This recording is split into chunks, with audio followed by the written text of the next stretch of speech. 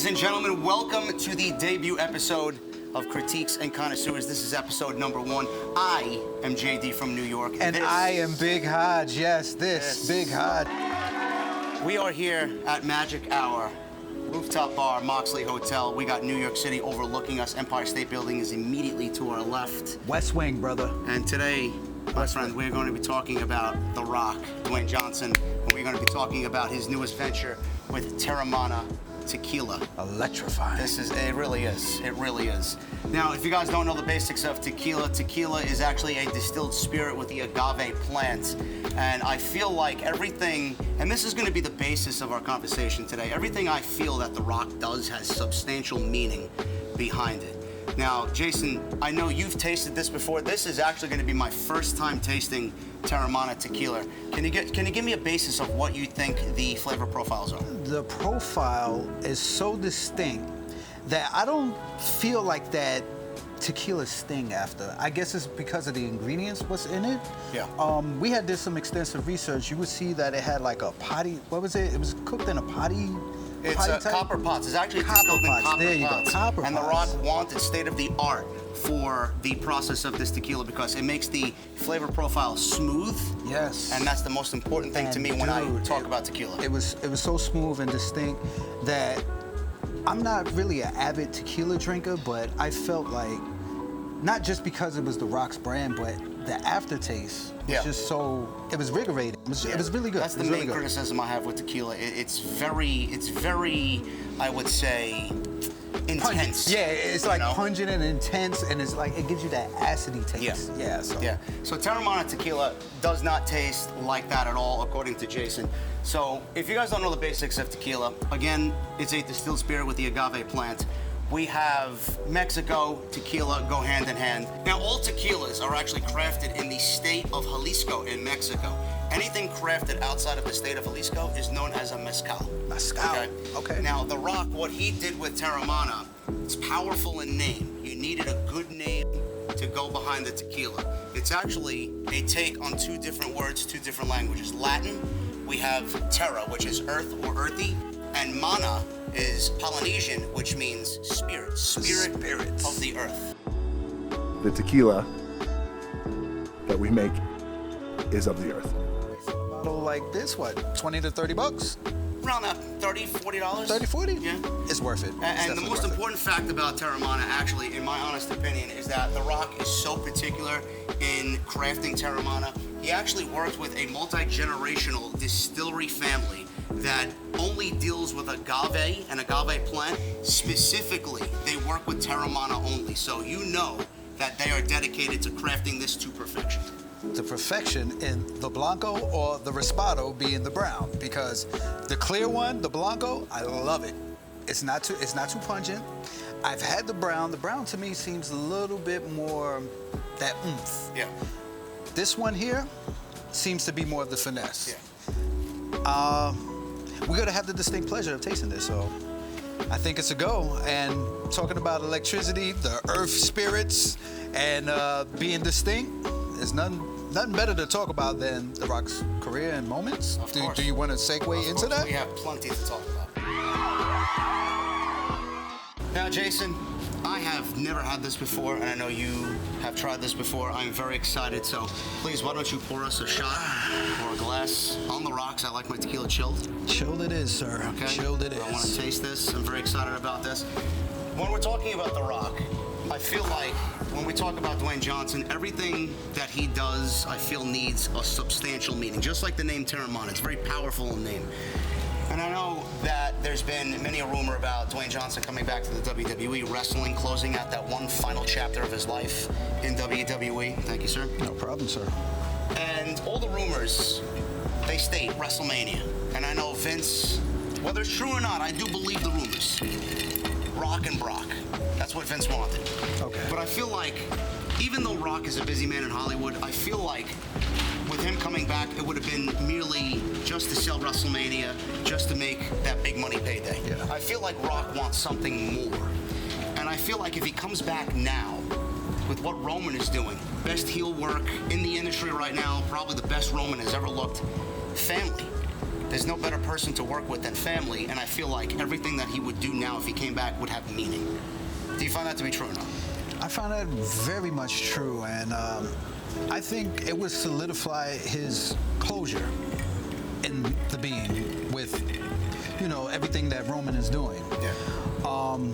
The Rock has always made statements of that type of closure, closing a chapter, showing that he could go, showing that he could entertain, showing that he could electrify people and have the people in the grasp of his arms. He really is the person that actually personified sports entertainment. He was so much more than a pro wrestler. So much more. He brought so much to the table, from showcasing his in-ring ability with some of the most technical wizards out there via Kurt Angle and Chris Benoit. That's without the blank. This show, we could say Chris Benoit. One of the greatest of all time. One of the greatest of all time. Even with Chris Jericho. Yeah. You know, we've had bouts with them. The Rock, yeah, he solidified as the great one. Yeah. He really, truly is the great one. And talking about great ones and great moments, isn't there like some moments that you could rekindle us and refresh our memory about? You know, a lot of the moments that I actually take away from The Rock, you know, it's less to do with the in-ring aspect and more to do with who he is as a entertainer. I think everything he did verbally was some of the best, if not the best, that WWE has ever seen. Oh, yeah. I never forget the moments where he was in the midst of a brawl with Steve Austin, in the midst of a promo with Steve Austin. Everything just had so much emotion and power behind it. I think my favorite Rock moment, and some of you may not agree with this, but my favorite version of The Rock was Hollywood Rock, right before he went and did his Hollywood venture. Oh, yeah. I feel like Hollywood Rock was the embodiment of everything that we've come to know and love about Dwayne Johnson. Him sitting in the ring, playing acoustic guitar, just completely crapping all over Stone Cold Steve Austin, and shitting all over Sacramento. I mean, it was just... You bring it back to memory. It was unbelievable to me, and I feel like we didn't get enough of that, and then he was gone. Yeah. And now we're all of a sudden talking about his return to the WWE. You know, and there's many more. That's just the one thing that sticks out to me. That's one that sticks out to you. It was so powerful to me that I don't think I'll ever forget it. Yeah, hell yeah. I mean, the Hollywood Rock was definitely like, I feel like an apex of his character, like the stuff that he did with the Hurricane. Who are you? You know, that stuff, gold, straight gold. But I have fond memories too. I have Rock Austin 15 in Philly, hot crowd, Of course. brawl all around. But what really got me like magnetized with The Rock was him being able to give you action, stop, get on the camera in the middle of a spot and take a stunner through a table and sell it like $1 million, like it was nothing. That's another thing that I definitely love about The Rock. He was never afraid to put anybody else over. He was never afraid to share the spotlight with anybody else. He put over Austin, he put over Brock, right? How many others did he put over in his career? You know, that's one thing that I think a lot of people who watch wrestling, they don't really understand how powerful an entity can be in pro wrestling. The Rock was selfless in what he did. Oh, especially the work he did with Brock. Yeah. I mean, come on, you had the young bull coming in. This guy was an NCAA champ. And for him to come in with his special abilities and deadlifting 900, walking down the street with a big tree stump and freaking the push-up promo, dude, he's doing it off of sticks. I'm sitting here trying to emulate him. I'm hurt. But anyway, I mean, to bring in a guy like Brock Lesnar, who's one of a kind, and to make him give you his best at the biggest pay-per-view of the summer. You have The Rock, who's already established as a 6-time WWE champion, going against this 25-year-old rookie. Brings him in. Bam, runs in, belly to belly. Now it's time to go to work. Stat card. No Stat card. We kind of witnessed the double turn. Yep. The double turn. Rock saying screw you guys and hooking in the sharpshooter and fans just turning on him right there on the spot. So speaking of double turn, you're talking about that match. I'm talking about my favorite match with The Rock, which I mean, you talk about double turn. Rock came in as a babyface. Hogan came in as a heel, part of the NWO. You're in Toronto, you're in the Sky Dome. I remember exactly where I was when this match happened. I watched it live with my best friend, Pete. Shout out to Pete, I know you're watching, bro. We were in college, Western Connecticut State University. We were in our dorm room. We watched this show live. We were absolutely mesmerized, and we had chills from the crowd that Toronto had. 70,000 people in that Sky Dome.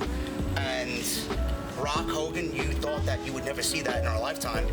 Rock comes in as a babyface. The crowd is so pro Hogan, they turn Rock heel in the middle of the match. You got all the theatrics from Hulkamania coming back. He's NWO, he's a heel. You got all the Hulkamania fans going crazy. Rock is doing his thing. He's playing up the heel. They switched up heel, babyface back and forth in the middle of the match just to fit the narrative of the crowd. Brother, the electricity is rising. Just from you talking about the spectacle of the crowd, I'm seeing the bulbs going crazy, my grandmother going ape shit in the background. I mean, a Hogan. It was great. And it's one of the only things that I talk about when I talk about that match. The crowd made that entire match. Dude. And crowds, I can't even tell you how vital they are to a pro wrestling event. That is the absolute pinnacle of that statement, that match. It's very rich and smooth with notes in certain spices. Dude, you brought it back. You know what brought it back? This tequila. This is delicious tequila. Teremana. What do you get from this? Electricity. Yes, So I know far. electricity, but it is smooth. It's It is very a smooth tequila. I would say the distinction of like a little peppery taste. A little peppery taste. I taste that. But I don't know. There's something that's cutting that acidic taste, being that it's tequila. So, I mean, you get 5 stars and 2 thumbs up for me as far as like on the taste, and I'm drinking it straight. Me too. On the rocks, which I usually like my alcohol on the rocks, but I would say this is a definite must order for me. When I'm out, I would absolutely order this. Let's give it a sniff one more time. One sniff. I smell that. I smell that peppery. I smell that lime. Yeah, there's a zest in it. There's definitely a zest. Definitely a zest in there for sure. Dwayne, you have a winner here in Teremana. Dwayne is an inspiration. He is a model for everybody that wants to get into business for themselves. This is absolutely fantastic. And this was awesome. Critiques and Connoisseurs. Critiques and Connoisseurs. Hey, episode 1 is in the can, baby. Critiques and Connoisseurs. Teremana Tequila. Episode 2, guys. Dwayne, come on by. We have some things to talk about.